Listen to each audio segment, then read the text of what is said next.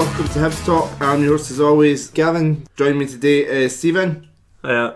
And by telephone is Dave. Hello. So we'll get started as we always do with some news today.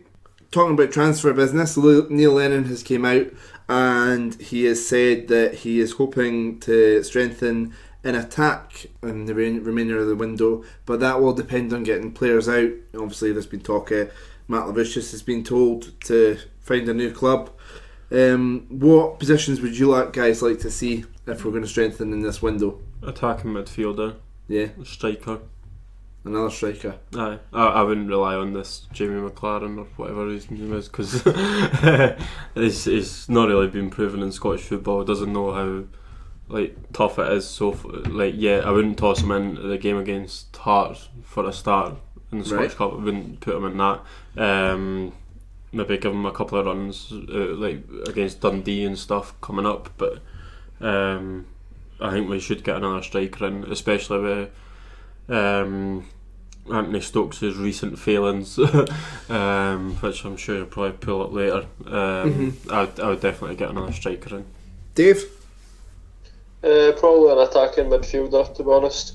Aye. Well, I need to wait and see how this McLaren boy all day. I'll probably agree with Stephen. I don't know if I would fire him straight in, but unless we get rid of Big Dave, we won't be able to bring in another striker. But really, when you think about it, who are we going to be able to bring in January? Yeah, and at the same time, I mean, I know he said in attack, but I mean, you've got Simon Murray, Anthony Stokes, Ollie Shaw and McLaren. That's 4 strikers, and usually we only play one up front. So yeah, that's really what I would say, attacking midfielder. I don't know if I would bother getting another striker. Because I thought as soon as we signed that McLaren boy, I thought it was pretty obvious, for outside looking in, that was going to be it. That was what Neil Lennon thought the solution was at the time.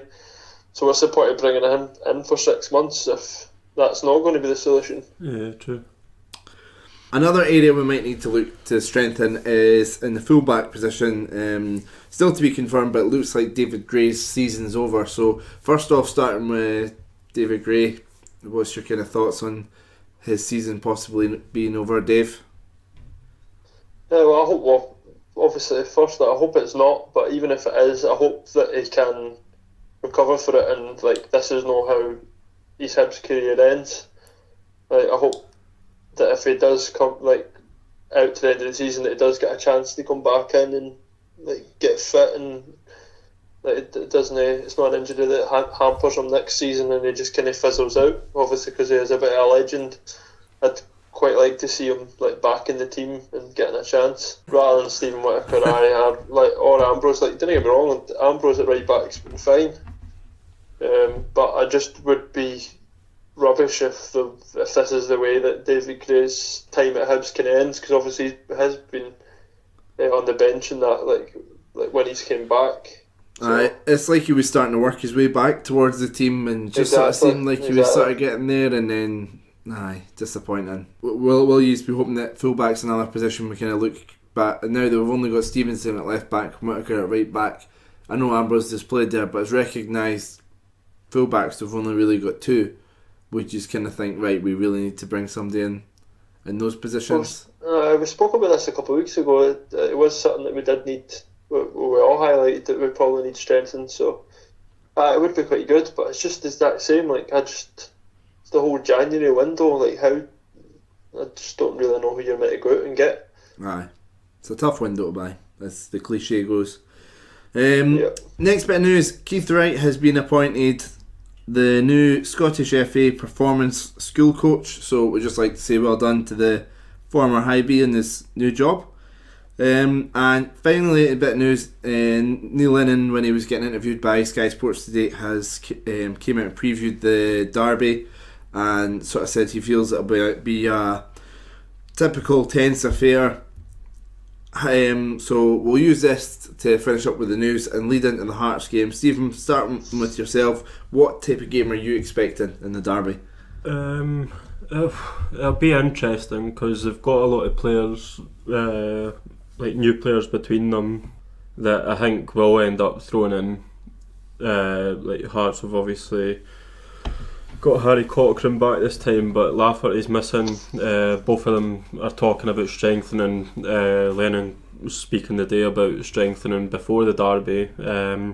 Obviously Hearts are still pushing for a Stevie Naismith deal, which could potentially go through before Sunday. So did they get that boy on loan from Man United, the left back? Mitchell or something like that's that. Right, so I think there will be and it'll be an interesting derby because there'll be a few younger players coming through as well. Hearts have obviously brought through 4 16 18 year olds this season. We've obviously been playing Ollie Shaw up front, who's already got a goal against Hearts technically. So no, it'll be interesting. I think you want to say that it'll be goals, but I was saying to you before that I think it will just be another 0-0. It'll play out, go to Easter Road, and then we'll see what happens there. But I can't really see there being many goals. Dave, what kind of game are you expecting?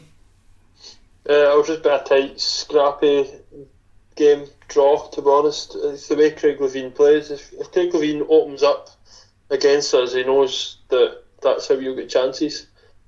That's how we play better against teams that come at us, I think. As soon as we're at home, and our home form is kind of poor, it's because teams come in and sit and break, and we can't break teams down. We honestly really do struggle to do it. So if Craig Levein just sits in and breaks us, I think that's exactly what he'll do. He'll just make the game quite hard to watch. So if Craig Levein does do that, how would you approach the game? If you were in the manager's seat, how would you go about breaking down the team or doing this tough with the players that we've got at our disposal? Are we too designed to be a fast, wing team that but we need to work the offside a bit better, because obviously the last game we played, we were getting in behind them, but the amount of offsides we had was unbelievable. But if Boyle can hold his run, then that is the way to go, because he's fast enough that he doesn't need to be going that early.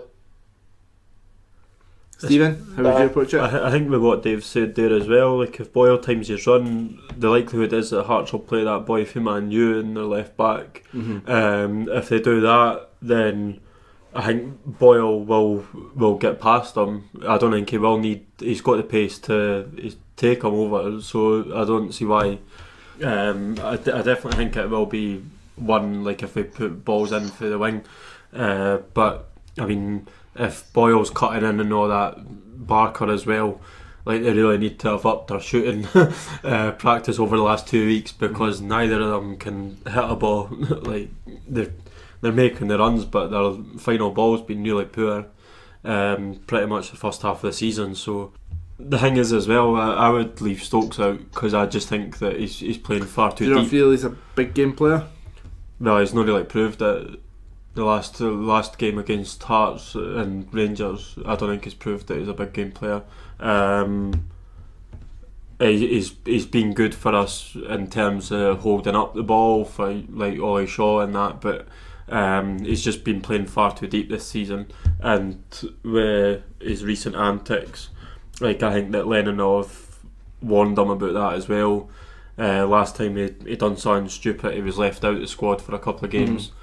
And that's two things this week. Well, obviously, one is his personal life with the driving, but also the breaking the curfew. So, so it'll be interesting to see what kind of team we play. But I think it will be one on the wings. I need to keep the ball away from Berra. There's no point in lumping it to Berra, because he just wins everything. I think he's got the best stats in the league for most clearances. It doesn't surprise me, but that's common sense you would think would prevail, that we didn't just lump the ball up front. So I think we do need to go wings, and then McGinn needs to prove that he's worth 4 million in a big game for me. I just think he needs to come out and boss it. I know he gets booted up and down the place, but come above it, show why you're worth that money. So I hope McGinn and McGeoch, especially if Hearts playing a young midfield. You know what I mean? It's the type of game that they should be bossing. So we can boss the game like that, and then obviously use our wingers, our speed. Then we should be beating them. but it is going to be difficult. An early goal for us would mean Hearts really to open up, and then I think if we got an early goal, we'd beat them by a few. You mentioned Christoph Berra there as, obviously one of their key players and one of the best players. Kyle Lafferty's out suspended.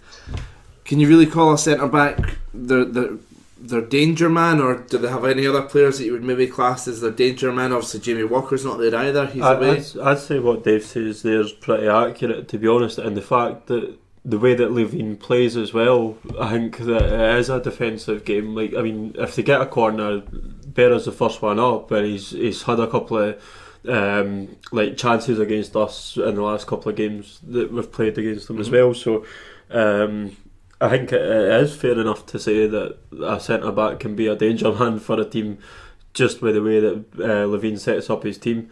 But the thing is, like, if a player runs at him, then he does flat. Like, he's good at clearing the ball, but it's only because we've been playing route one against Hearts to try and break him down. Or break past their defence, and it's not been working. So I would agree with that.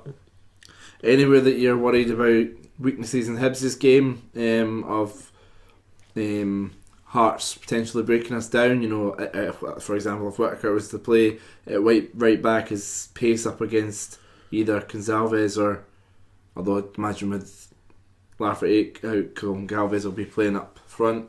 I don't know, I can't pronounce that other boy's name. It begins with the M, Milivojevic or something like that. Oh, Milinkovic. That's the one.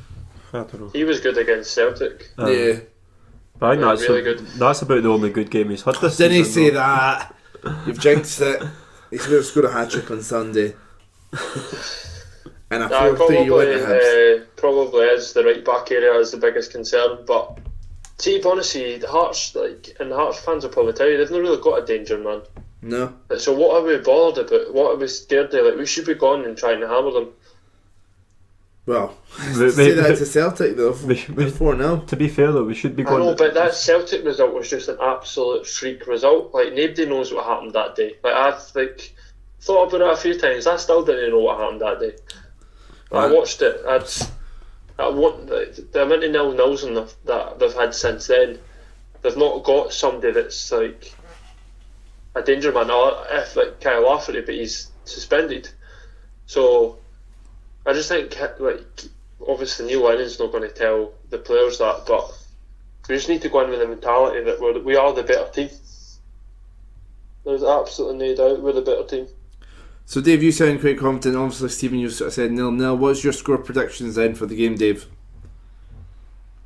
Well, I'm only confident if we get an early goal. Otherwise I think Levine will ruin it. But no with any fault of our own. And then we'll beat them at Easter Road.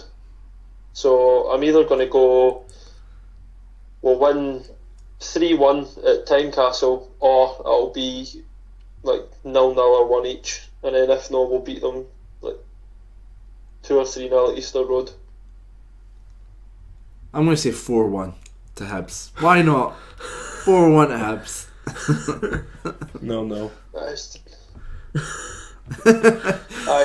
what I mean. I do think it probably will be a draw. Like, we've not really got that good a record of scoring 3-4 goals in a game. But I think in a derby game, if we score early, McLaren hat-trick and Ollie Shaw to get the goal that he should have got in the last game. 4-1. I'm confident. Okay, well, you can put that bet on yourself. Whose turn is it for the bet this week? Is it mine again, or is it guys? I don't know. We'll work it out. We'll work that out later. Right, we'll take a quick break and we'll be back after this.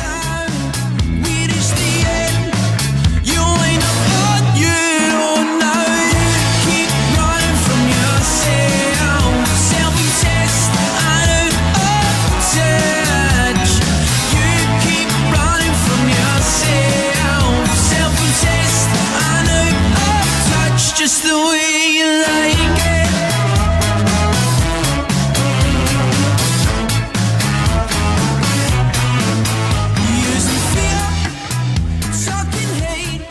Right, so we're going to finish up with a short mid-season review. Well, this isn't going to be like the big in-depth season review we done in our first podcast. This is just sort of going to be a little mid-season review, just a couple of pointers and sort of everybody picking their favourite thing or least favourite thing.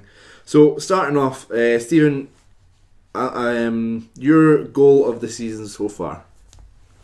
Simon Murray against Hearts. Yeah, first game. That was brilliant. I think that was the first time we done the marathon bit celebration as well.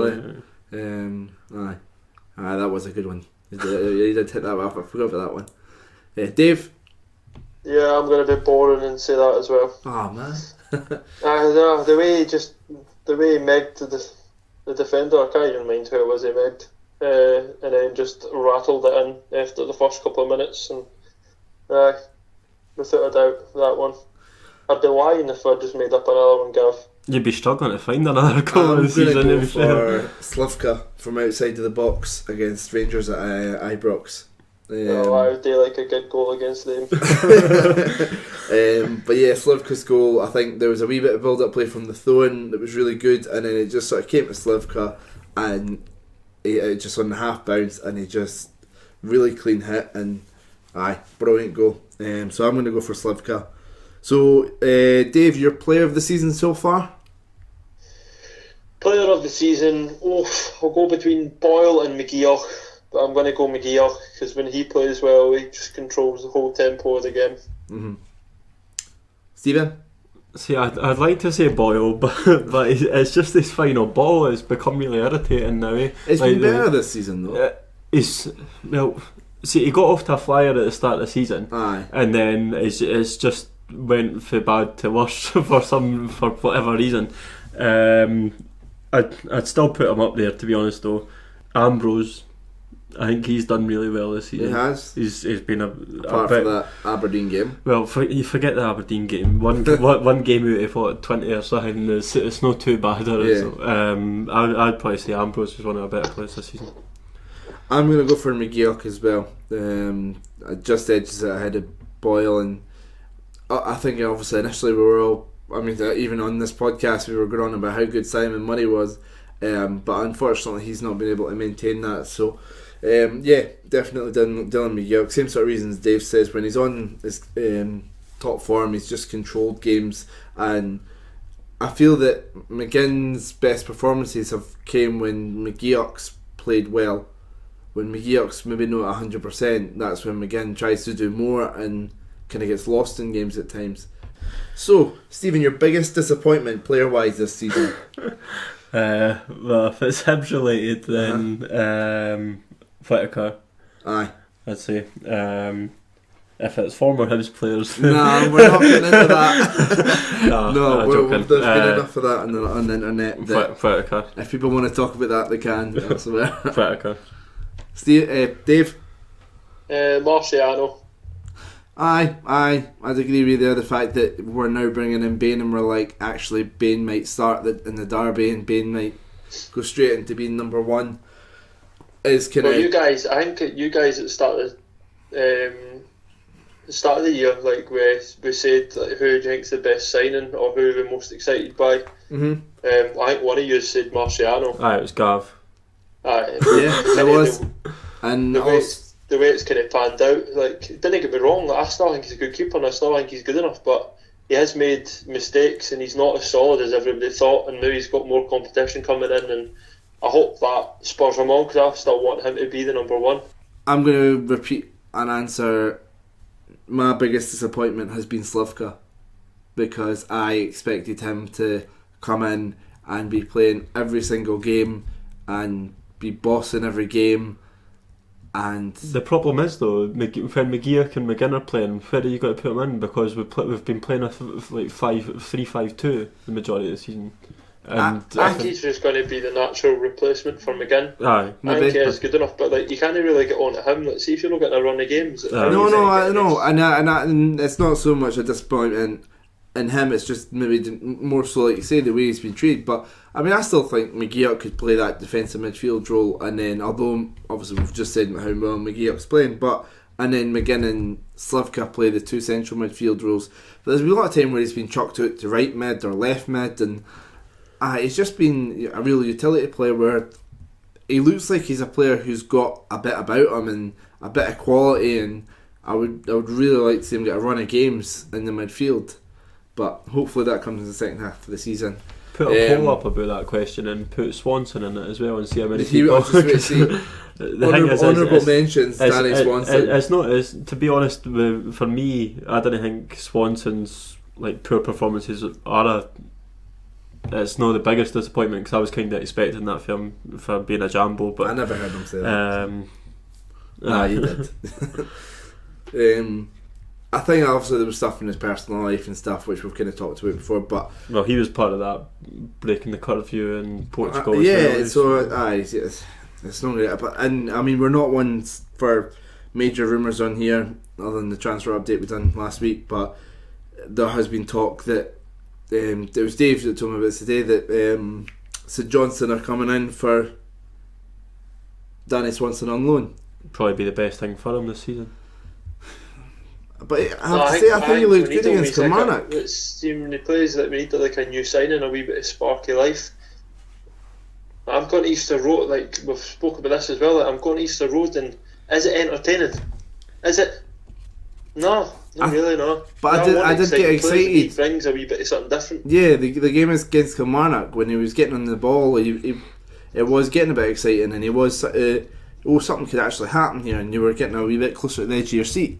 Whereas, I don't think he's obviously being played enough through injury and personal life stuff. So I would be gutted to see him chucked back to St Johnstone. That would be a bit of a gutter. So favourite game this season? Hearts at Easter Road. Yeah. Dave? Well, I was working that one, so I did miss that one. Probably opening day of the season against Partick. Yeah, it was because obviously going down and then come back to going back up, winning. Like we were obviously getting beaten the first 10 minutes as normal, and then obviously come back and win 3-1. It was good to be back and back with a win, and just that day felt good.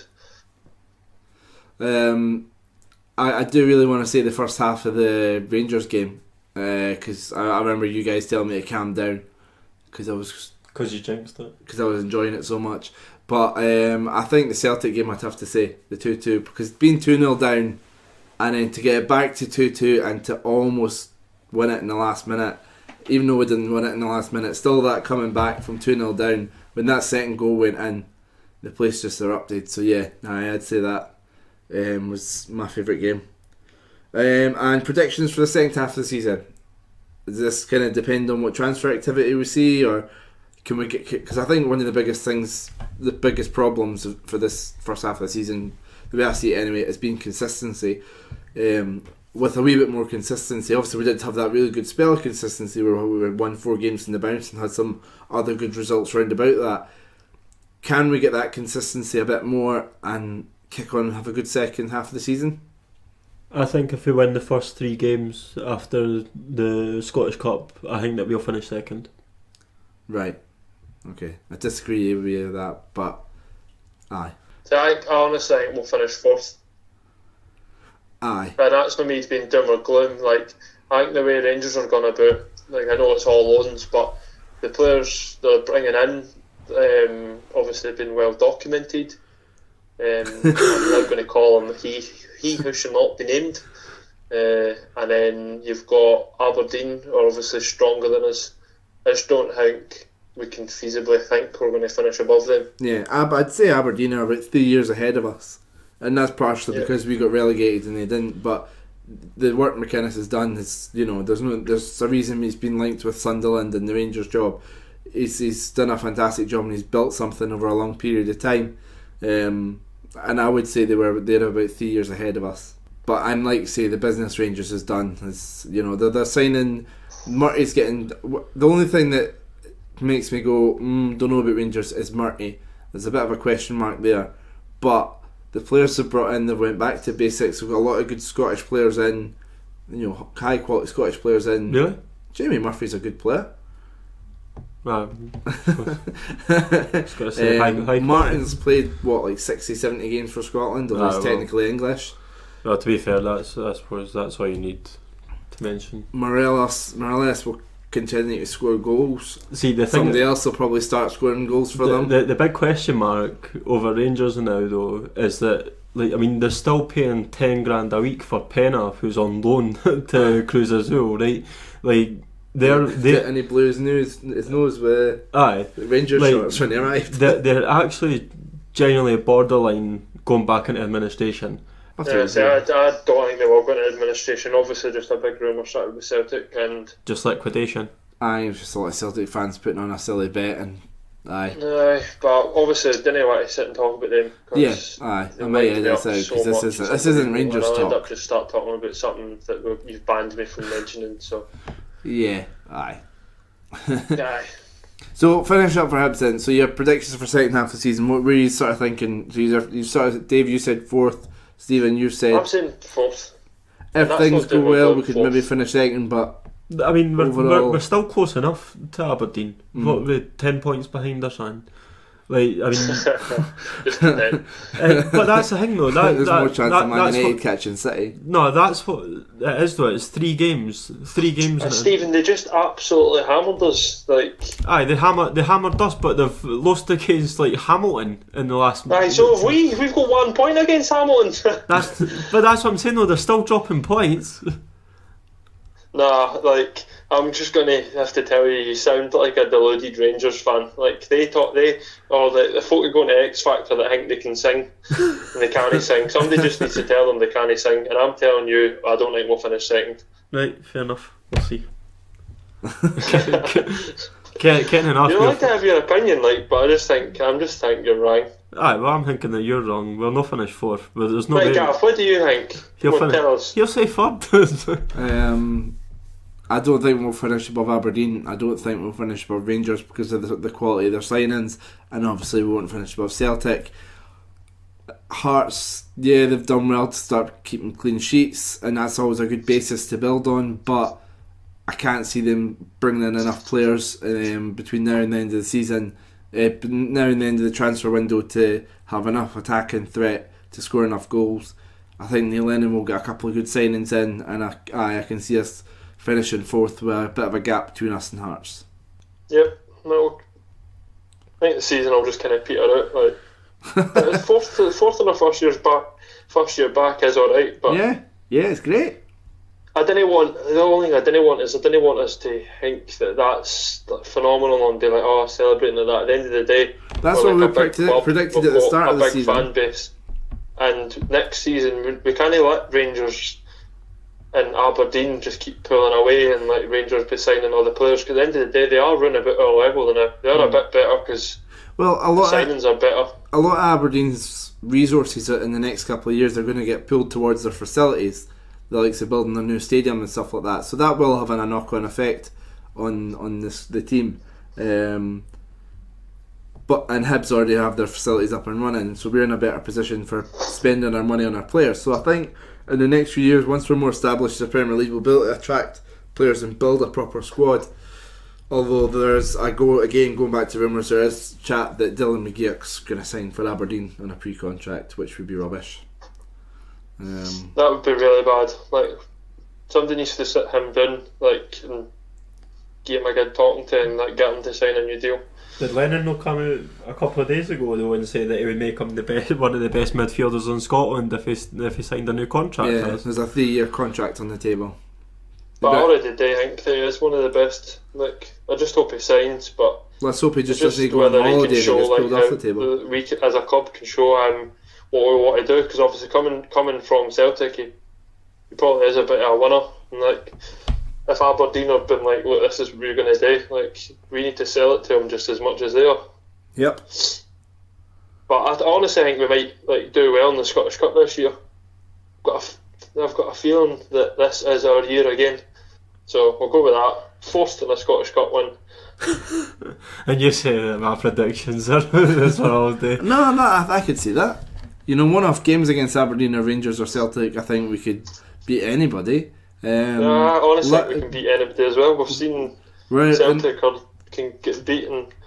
You pitch us up against anybody on our day, like our players playing well, we can win. And luck of the draw, you never know. So, aye. Right, so Hearts game on Sunday. We never got tickets because, you know, it was chaos, to say the least. But I should actually check with the guys. I might have to edit that out if they say no. But we are going to look into doing an immediate reaction podcast straight after the game. Hopefully it's quite joyous and not frustration. And get that up Sunday night after the game. So you can look forward to that. Thanks again for today, guys. No worries, man. You're welcome. Right, thanks again, folks.